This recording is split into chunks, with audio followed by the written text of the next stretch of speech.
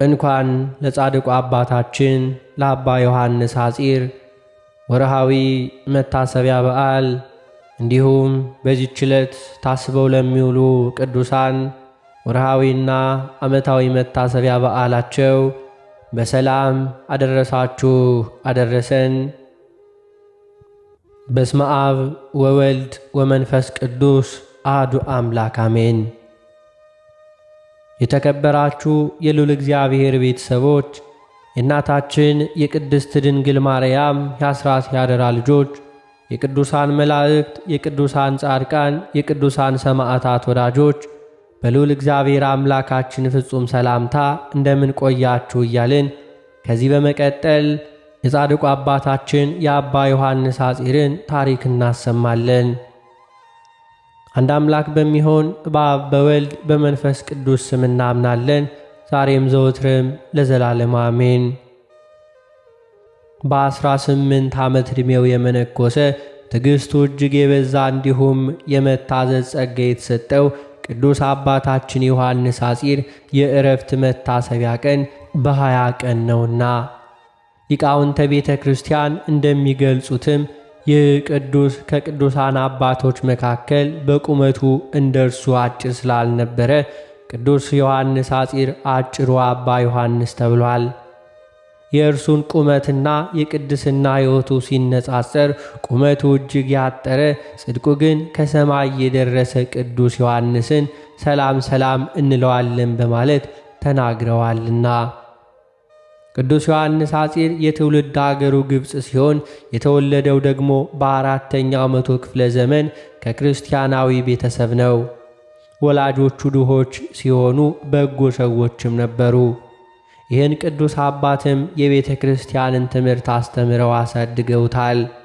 ቅዱሱም 18 ዓመት ሲሆነው የአምላካችን የእግዚአብሔር ቸርነት አነሳስቶት ይመነኩስ ዘንድ ወደ አስቄጥስ ገዳም ሄደ። ታላቁ አባት ባይሞይም ወጣትነቱን አይቶ የገዳም ኑሮ ጭንቅ ነውና ላንተ አይሆንልህም በማለት ቢከለክለውም ቅዱስ ዮሐንስ ግን እንዲቀበለው ለመነው። ከዚያም ከእግዚአብሔር መልአክ ለአባ ባይሞይ ተገልጾ ምርጥ ዕቃ ይሆናልና ተቀበለው አላቸው። ከዚያም በልብሰ ምንኩስናው ላይ ለ3 ቀናት ጸለየበት። ያን ጊዜ መልአኩ ተገልጦ በልብሱ ላይ በመስቀል ምልክት አማተበበት። ከዚያም አባ ባይሞይ ለአባ ዮሐንስ ሐጺር አለበሰውና ተጋድሎውን ጀመረ። ቅዱስ ዮሐንስ ሐጺር በወቅቱ ከነበሩ ቅዱሳን ከቁመቱ ባሻገር በትሕትናው በትዕግሥቱና በመታዘዙ ይታወቅ ነበር። ትዕግሥቱን ለመፈተንም አባ ባይሞይ ይጠራውና ያለምንም ምክንያት ደብድቦ ያባረረው ነበር። እርሱ ግን ምን አጠፋው በማለት እንኳን ሳይጠይቅ አባቴ ሆይ ማረኝ እያለ ከእግሩ ስር ይወድቅ እንደነበር ገድሉ ይመሰክራል። ለብዙ ጊዜ በተመሳሳይ ሲደበድበው እርሱም ደብድቦ ይቅርታ ሲጠይቀው ኖረ። አባ ባይሞይም ይህንን ሁሉ የሚያደርገው ጠልቶት ወይንም ክፉ ነገር ሆኖ አልነበረም። ሆኖም ግን ሰው የሌላውን ግፍ መቀበል ካልቻለ ሰይጣንን ድል መንሳት እንደማይችል ስለሚያምንበት ነበር። በዚህ ሁኔታ ሲኖር አንድ ቀን አባ ባይሞይ እንደ ልማዱ ሊገርፈው ሲሄድ 7ቱ ሊቃነ መላእክት ከበውት በመመልከቱ ደንግጦ ተመልሷል። ከዕለታት በአንድ ቀንም ቅዱስ ዮሐንስ ወደ መምህሩ ቀርቦ አባቴ ጅብ ካገኘው ምን ላድርግ በማለት ጠየቀው። አባ ባይሞይ ሊፈትነው በማሰብ ይዘህልኝ ናለው።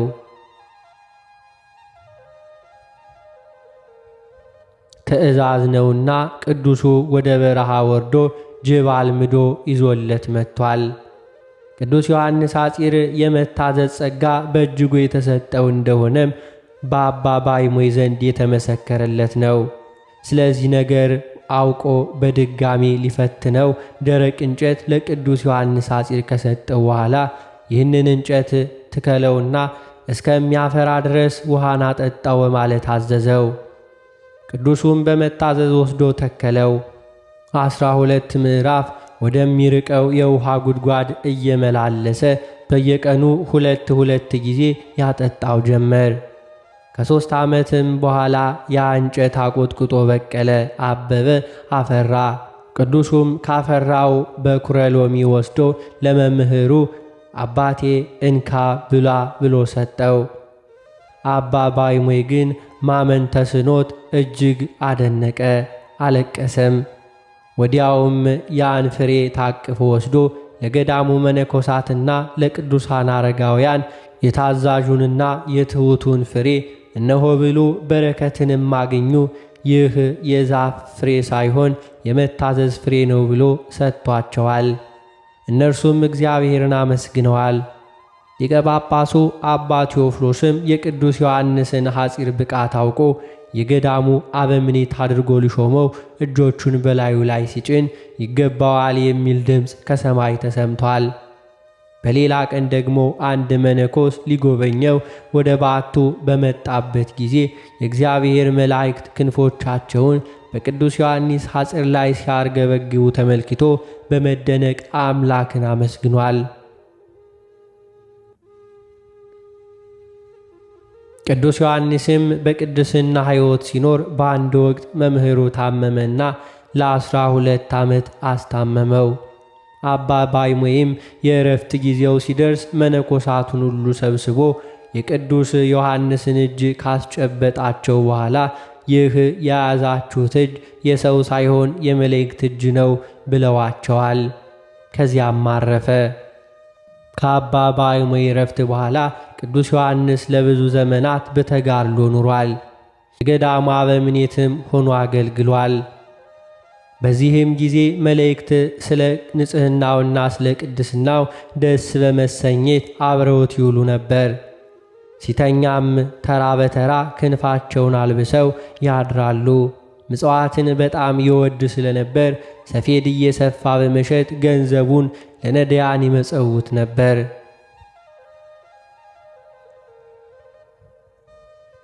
አንድ ቀንም እንደ ልማዱ ወደ ገበያ በወጣበት ጊዜ ተመስጦ መጣበት። ሰማያት ተከፍተው ቅዱሳን ሊቃነ መላእክት ሚካኤልና ገብርኤል በግርማ በጌታ ፊት ቆመው ተመለከተ። እጹብ እጹብ እያለ ሲያደንቅ አንድ ገዥ መጥቶ ባለ እንቅብ ዋጋው ስንት ነው ቢለው ከሚካኤልና ከገብርኤል ማን ይበልጣል በማለት ጠይቆታል። ገዥውም ደንግጦ እብድ መነኩሴ ብሎ ጥሎት ሄዷል። በአንድ ወቅት ቅዱስ ዮሐንስ ሐጺር ወደ ባቢሎን የአሁኗ ኢራቅ ተጉዞ ከዚያም እንደተመለሰ በበርበሮች ምክንያት ከአስቄጥስ ወደ ቁልዝም ተሰዷል። በዚያም በአባ እንጦንስ በዓት ውስጥ ለ400 ዓመታት ቆይቷል። ቅዱሱ የእረፍቱ ጊዜ በደረሰ ጊዜም ጌታችን መድኃኒታችን ኢየሱስ ክርስቶስ አባ እንጦንስን፣ አባ መቃርስን፣ አባ ጳግሜስንና አባ ባይሞይን ወደ እርሱ ላካቸው። እነርሱም አረጋግተውትና ባርከውት ተመለሱ። በእረፍቱም ቀንም ሰራዊተ መላእክትና የቅዱሳን ማኅበር ወደ እርሱ ሲመጡ ባያቸው ጊዜ ደስ ብሎት በጥቅምት 20 በጌታ እጅ ነፍሱን ሰጠ። መላእክትም እየዘመሩ በታላቅ ክብር ነፍሱን አሳርገዋታል። የቅዱስ አባታችን ምልጃና ጸሎት እንዲሁም በረከት አይለየን ለዘላለሙ አሜን።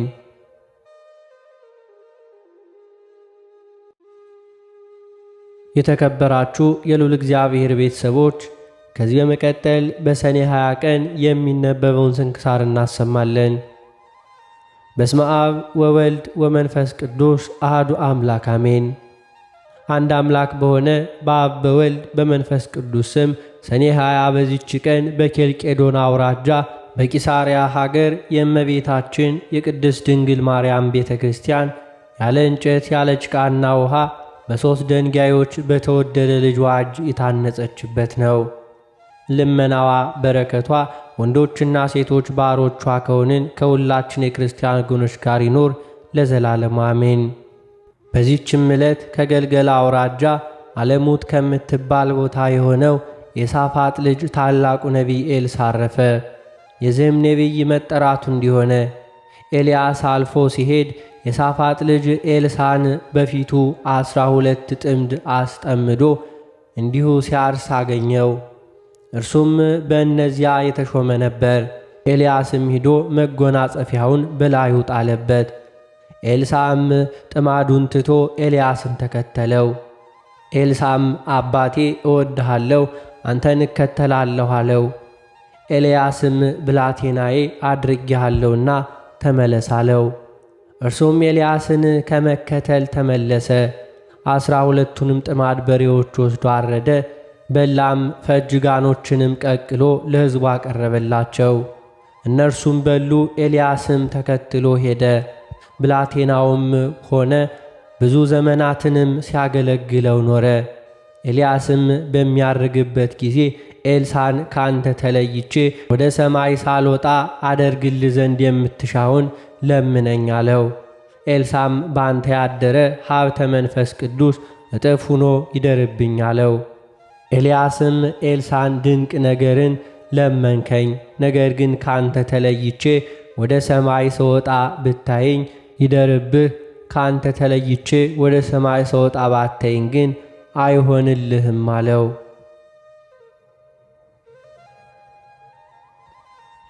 ሁለቱም እየተነጋገሩ ሲሄዱ የእሳት ፈረስና የእሳት ሰረገላ መጣ። ወደ መካከላቸውም ገብቶ አራራቃቸው። ኤልሳዕም በመነዋወጥ በጥልቅ ነፋስ ወደዚህ ወደ ሰማይ አረገ። ኤልሳዕም አይቶ የእስራኤል ኃይላቸውና እንዲሁ ጽናዓታቸው አባ አባ ብሎ ጮኸ። ከዚህ በኋላ ዳግመኛ አላየውም። ልብሶቹንም ከሁለት አድርጎ ከፈላቸው። ኤልያስም የኤልሳዕ መጠምጠሚያውን ጣለለት። ኤልሳዕም ራስ ላይ ወረደ። ኤልሳዕም ተመልሶ በዮርዳኖስ ባሕር ዳር ቆመ። በራሱ ላይ የወረደች የኤልያስም መጠምጠሚያውን ይዞ ውሃውን መታባት፣ ውሃውም አልተከፈለም። የኤልያስ ፈጣሪ ወዴት ነው? ይህ እንዴት ነው አለ። ከዚህ በኋላ ውሃውን መታው፣ ውሃውም ተከፍሎ ወዲያና ወዲህ ቆመ። ኤልሳዕም ተሻገረ። በዚህም ኤልሳዕ የመንፈስ ቅዱስን ሀብት በእጥፍ እንደተቀበለ ታወቀ። ኤልያስም የወንዙን ውሃ አንድ ጊዜ ከፈለ፣ ኤልሳዕ ግን 2 ጊዜ ከፈለ። ኤልሳዕ 1 ሙት አስነሳ፣ ኤልሳዕ ግን 2 ሙት አስነሳ። ከዚህ በኋላ ሄዶ ወደ ኢያኮ ገባ። የዚህች ሀገር ሰዎች ጌታችን እነሆ እንደምታያት የዚህች አገር ኑሮዋ ያማረ ነው፣ የሀገሩ ውሃ ግን ክፉ ነው፣ ሴቶች ሲጠጡት ይመክናሉ አሉት። ኤልሳዕም ጨው ጨምራችሁ አዲስ ሸክላ አምጡልኝ አላቸው። እነርሱም አመጡለት። ኤልሳዕም ወደ ውሃው ምንጭ ሄዶ ያንን ጨው በውሃ ምንጭ ጨመረው። እንዲህም አላቸው፣ እግዚአብሔር እንዲህ ይላል፣ እርሱን ከመጠጣት የተነሳ የሚሞት እንዳይኖር የሚመክንም እንዳይኖር ይህን ውሃ አጣፈጥሁት። ከዚች ቀን ጀምሮ እስከ ዛሬ ድረስ ኤልሳዕ እንደተናገረ ያ ውሃ ጣፋጭ ሆነ።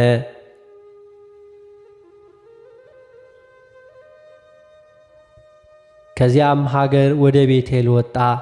ሲወጣም ከከተማ ሲወጡ ታናናሽ ልጆችን በጎዳና አገኘ። እነርሱም አንተ ራሰ በራ ውጣ ውጣ እያሉ ይዘባበቱት ነበር። ወደ ኋላም ተመልሶ ባያቸውም ጊዜ የእግዚአብሔርን ስም ጠርቶ ረገማቸው። የዚያን ጊዜ 2 ድቦች ከዱር መጥተው እንዲሁም ከእነርሱ 42 ልጆችን ገደሉ። ከነቢያት ልጆች አንዲት ሴት ነበረች። ወደ ኤልሳዕም ጮኸች፣ ባሪያህ ባሌ ሞተ። ባሌ እግዚአብሔርን የሚፈራ ሰው እንደነበር አንተ ታውቃለህ። ባለዕዳ 2 ልጆችን ወስዶ ይገዛቸው ዘንድ መጣለችው። ኤልሳዕም አደርግልሽ ዘንድ ምን ትሻለሽ? በቤትሽስ ምን አለ አላት። ዘይት ካለበት ማሰሮ በቀር ለእኔ ለባሪያህ ምንም የለኝም አለችው። ሄደሽ ከጎረቤትሽ ሁሉ የሸክላ ዕቃ ባዶ ዕቃዎችን ተዋሽ፣ አታሳንሽ። ወደ ቤትሽም ገብተሽ በአንቺና በልጆችሽ ላይ ደጁን ዝጊ። በዚያ በሸክላ ዕቃም ዘይቱን ገልብጭው፣ የመላውንም አንስተሽ አኑሪ አላት። እርሷም ወደ ቤቷ ገብታ በልጆቿና በእርሷ ደጃፉን ዘጋች። እነርሱም ያቀርቡላት ነበር፣ እርሷም እየቀዳች ትገለብጥ ነበር። ከዚህም በኋላ ልጆቿን ዳግመኛ የሸክላ አቅርቡልኝ አለቻቸው። የሸክላ ዕቃ ሁሉ አለቀ፣ የለም አሏት። ከዚህ በኋላ ያም ዘይት ተገታ። እርሷም ሂዳ ለእግዚአብሔር ነቢይ ነገረችው። ኤልሳም ሂጅ፣ ይህን ዘይት ሸጠሽ ዕዳሽን ሁሉ ክፈይ፣ የቀረውን ዘይት ግን የልጅሽን ሰውነትና የአንችን ሰውነት አድኝበት አላት።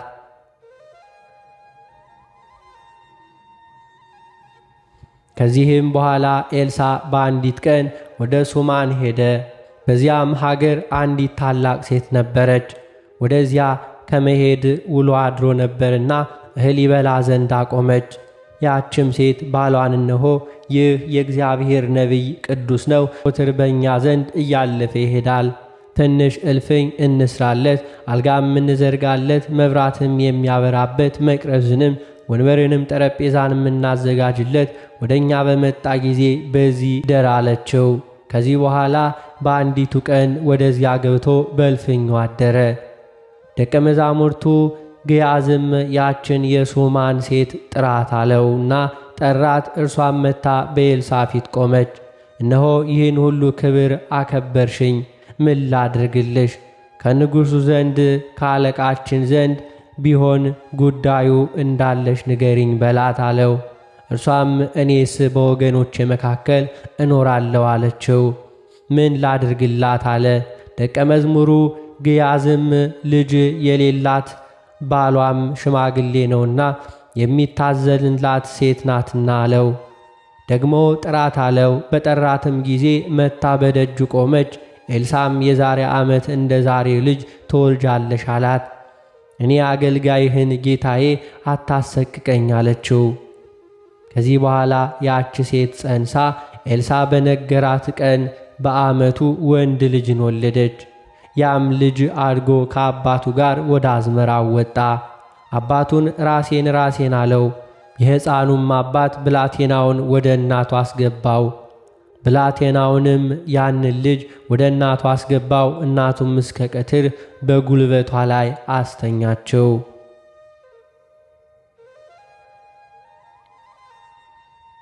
ከዚህም በኋላ በሞተ ጊዜ አውጥታ በእግዚአብሔር ነቢይ አልጋ ላይ አስተኛቸው። ዘግታበትም ወጣች። ባሏንም ጠርታ ወደ እግዚአብሔር ነቢይ እሄዳለሁና አንድ አህያና ከብላቴኖች አንድ ብላቴና አስደድልኝ አለችው። ባሏም መባቻ ያይደለ ቅዳሜ ያይደለ ዛሬ ለምን ትሄጃለሽ አላት። እጅ እነሳው ዘንድ እሄዳለሁ አለችው። አህያውንም ጫኑላት። አገልጋዩዋንም ተነስ እንሂድ ባልኩ ጊዜ መሄድን አትከልክለኝ፣ ና ተከተለኝና ወደ እግዚአብሔር ነቢይ ወደ ቀርሜሎስ እንሂድ አለችውና ሄደች። ኤልሳም ያችን ሴት ስትመጣ ባያት ጊዜ ብላቴናውን ግያዝን ያች ሴት ሱማናዊቷ ሴት ናት፣ አሁንም ሩጠህ ሂደህ ተቀበላት፣ ደህና ነሽን? ባልሽስ ደህና ነውን? ልጅሽስ ደህና ነውን? በላት አለው። እርሷም ደህና አለችው። ወደ ኤልሳም ዘንድ ወደ ተራራው ደርሳ እግሩን ያዘች። ግያዝም ሊከተላት መጣ። ኤልሳም ሰውነቷ አዝናለችና ተዋት። እግዚአብሔር ግን ነገሩን ሰውሮኛልና አልነግርህም አለው። አታሰቅቀኝ አልኩህ አይደለምን? በውኑ እኔ ካንተ ከጌታዬ ልጅን የለመንኩት መለመን አለን አለችው። ኤልሳም ግያዝን ወገብህን ታጠቅ፣ በትሬንም በእጅህ ይዘህ ሂድ፣ ሰውም ብታገኝ እንዴት ነህ አትበለው፣ እንዴት ነህ ቢልህም አትመልስለት፣ በትሬንም በሕፃኑ ግንባር ላይ አስቀምጣት አለው። የዚያም ሕፃን እናት እንዳልተውህ ሕያው እግዚአብሔርን በረከትህን አለችው። ኤልሳም ተነስቶ አብሮት ሄደ። ግያዝም በፊታቸው ይሄድ ነበር፣ ጦሩም ቀደማቸው። በትሩንም በዚያ ልጅ ግንባር ላይ ጣላት። ነገር ግን አልሰማውም፣ አልተናገረውም። ግያዝም ተመልሶ ኤልሳን ተቀብሎ ያ ልጅ አልተነሳም አለው።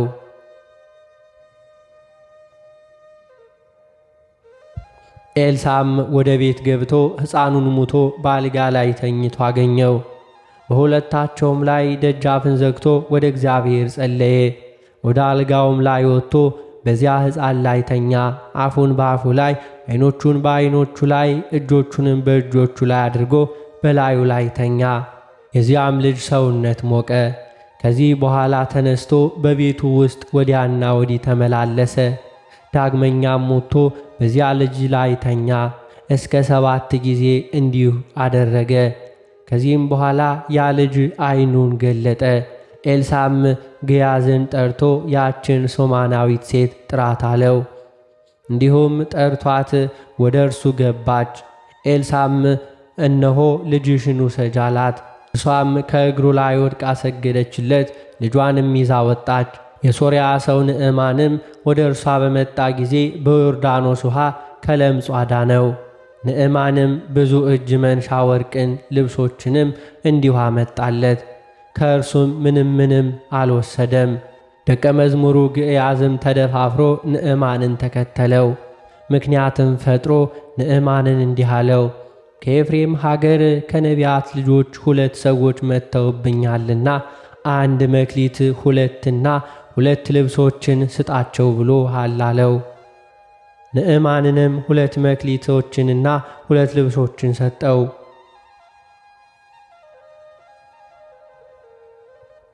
ኤልሳዕም ግያዝ ያደረገውን አውቆ ረገመው።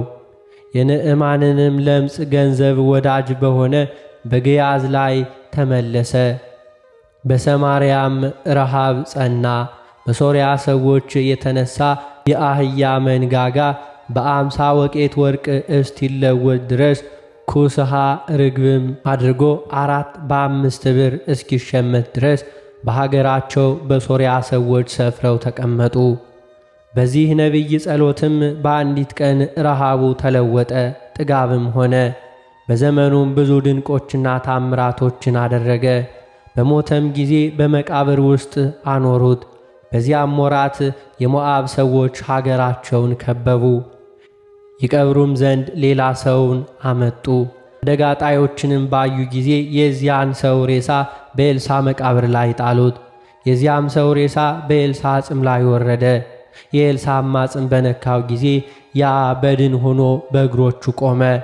ይህም ነቢይ በ4 ነገሥታት ዘመን ትንቢት ተናገረ። እሊያም ኢዮራም፣ አካዝያ፣ ኢዮና፣ ዮአስ ናቸው።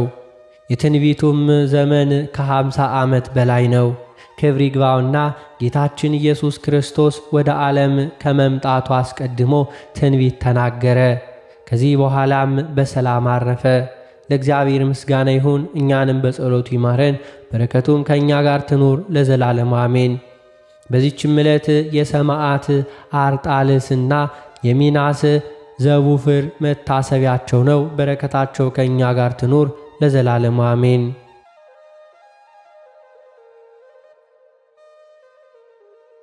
የተከበራችሁ የልዑል እግዚአብሔር ቤተሰቦች ከዚህ በመቀጠል በጻድቁ አባታችን በአባ ዮሐንስ ሐጺር በዓል ዕለት የሰኔ 20 ቀን የቅዳሴውን ምስባክና በቅዳሴ ጊዜ የሚነበበውን ምንባብ እናሰማለን። መዝሙር 66 ቁጥር 5 ከሰው ልጆች ይልቅ በምክር ግሩም ነው፣ ባሕርን የብስ አደረጋት፣ ወንዙንም በእግር ተሻገረ።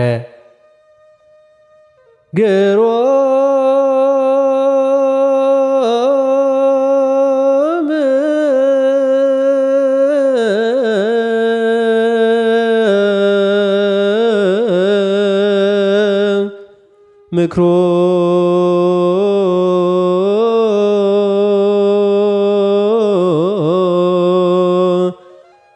እምጓር ለመሕያው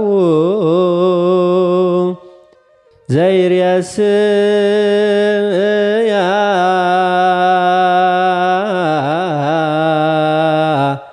ለባሕርየ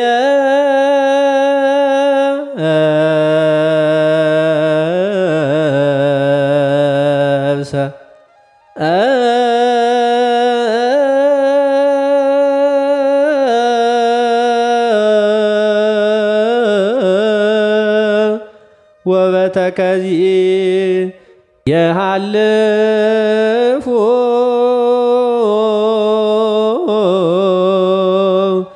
በእግር በጻድቁ አባታችን በአባ ዮሐንስ ሐጺር በዓል ዕለት በሰኔ 20 ቀን በቅዳሴ ጊዜ የሚነበብ የመጀመሪያው ምንባብ የሐዋርያው የቅዱስ ጳውሎስ መልእክት ወደ ቆሮንቶስ ሰዎች አንደኛ ቆሮንቶስ ምዕራፍ 14 ቁጥር 29 እስከ ቁጥር 34። ቃሉም እንዲህ ይላል። ነቢያትም 2 ወይም 3 ሆነው ይናገሩ፣ ሌሎችም ይለዩአቸው። በዚያ ለሚቀመጥ ለሌላ ግን አንድ ነገር ቢገለጥለት ፊተኛው ዝም ይበል። ሁሉም እንዲማሩ፣ ሁሉም እንዲመክሩ፣ ሁላችሁ በእያንዳንዳችሁ ትንቢት ልትናገሩ ትችላላችሁ። የትንቢትም መናፍስት ለነቢያት ይገዛሉ። እግዚአብሔርስ የሰላም አምላክ ነው እንጂ የሁከት አምላክ አይደለምና። በቅዱሳንም አብያተ ክርስቲያናት ሁሉ እንዲህ ነው።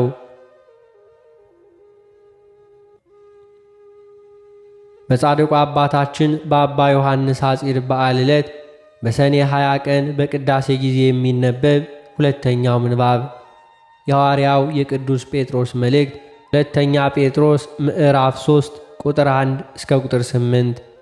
ቃሉም እንዲህ ይላል። ወዳጆች ሆይ አሁን የምጽፍላችሁ መልእክት ይህች ሁለተኛይቱ ናት። በቅዱሳን ነቢያት ቀድሞ የተባለውን ቃል በሐዋርያቶችም ያገኛችሁትን የጌታችንና የመድኃኒታችን ትእዛዝ እንድታስቡ በሁለቱ እያሳሰብኋችሁ ቅን ልቡናችሁን አነቃቃለሁ። በመጨረሻው ዘመን እንደ ራሳቸው ምኞት የሚመላለሱ ዘባቾች በመዘበት እንዲመጡ ይህንን በፊት እወቁ። እነርሱ የመምጣቱ የተስፋ ቃል ወዴት ነው? አባቶች ከሞቱባት ጊዜ ከፍጥረታት መጀመሪያ ይዞ ሁሉ እንዳለ ይኖራልና ይላሉ። ሰማያት ከጥንት ጀምረው ምድርን በእግዚአብሔር ቃል ከውሃ ተጋጥማ በውሃ መካከል እንደነበሩ ወደው አያስተውሉምና። በዚህም ምክንያት ያን ጊዜ የነበረ ዓለም በውሃ ሰጥሞ ጠፋ። አሁን ያሉ ሰማያትና ምድር ግን እግዚአብሔርን የማያመልኩት ሰዎች እስከሚጠፉበት እስከ ፍርድ ቀን ድረስ ተጠብቀው በዚያ ቃል ለእሳት ቀርተዋል።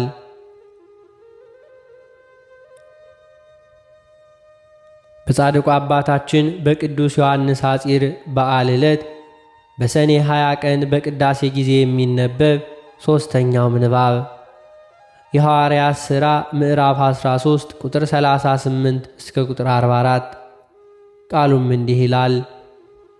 እንግዲህ ወንድሞች ሆይ በእርሱ በኩል የኀጢአት ስርየት እንዲነገርላችሁ ሙሴም ሕግ ትጸድቁበት ዘንድ ከማይቻላችሁ ሁሉ ያመነ ሁሉ በእርሱ እንዲጸድቅ በእናንተ ዘንድ የታወቀ ይሁን። እናንተ የምትንቁ እዩ። ጥፉም አንድስ እንኳ ቢተርክላችሁ የማታምኑትን ሥራ በዘመናችሁ እኔ እሠራለሁና እንዲህ ተብሎ በነቢያት የተነገረው እንዳይደርስባችሁ ተጠንቀቁ። በወጡም ጊዜ ይህንን ነገር በሚመጣው ሰንበት ይነግሯቸው ዘንድ ለመኗቸው። ጉባኤውም ከተፈታ በኋላ ከአይሁድና ወደ ይሁዲነት ገብተው ከሚያመልኩ ብዙዎች ጳውሎስንና በርናባስን ተከተሏቸው። እነርሱም እንዲሁ ሲነግሯቸው በእግዚአብሔር ጸጋ ጸንተው እንዲኖሩ አስረዷቸው።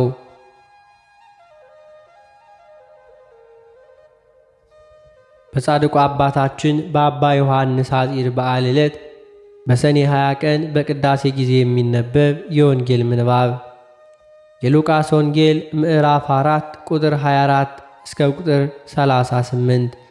ቃሉም እንዲህ ይላል። እንዲህም አለ።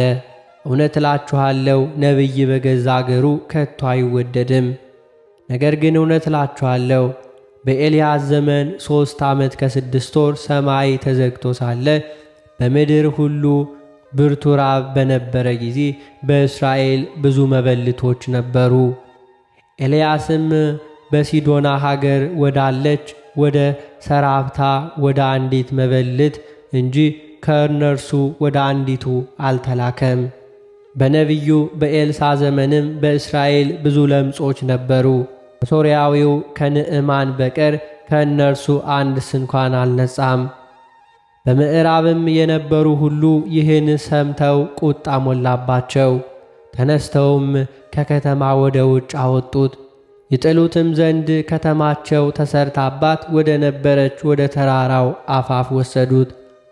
እርሱ ግን በመካከላቸው አልፎ ሄደ። ወደ ገሊላ ከተማም ወደ ቅፍርናሆም ወረደ። በሰንበትም ያስተምራቸው ነበር። ቃሉ በሥልጣን ነበርና በትምህርቱ ተገረሙ። በምኵራብም የርኩስ ጋኔን መንፈስ ያደረበት ሰው ነበር። በታላቅ ድምፅም ጮኾ ተው፣ የናዝሬቱ ኢየሱስ ሆይ ካንተ ጋር ምን አለን? ልታጠፋን መጣህን? ማን እንደሆንህ አውቄአለሁ። አንተ የእግዚአብሔር ቅዱስ አለ። ኢየሱስም ዝም በል ከእርሱ ውጣ ብሎ ገሠጸው። ጋኔኑም በመካከላቸው ጥሎት ሳይጎዳው ከእርሱ ወጣ። ሁሉንም መደነቅ ያዛቸው። እርስ በርሳቸውም ይህ ቃል ምንድን ነው? በሥልጣንና በኃይል ርኩሳን መናፍስትን ያዛልና እንዲሁም ይወጡማል ብለው ተነጋገሩ። ዝናውም በዙሪያቸው ባለች ሀገር ወደ ስፍራ ሁሉ ስለ እርሱ ወጣ። ስለ ቃሉ የጌታችን የአምላካችን የመድኃኒታችን የኢየሱስ ክርስቶስ ስሙ የከበረና የተመሰገነ ይሁንልን።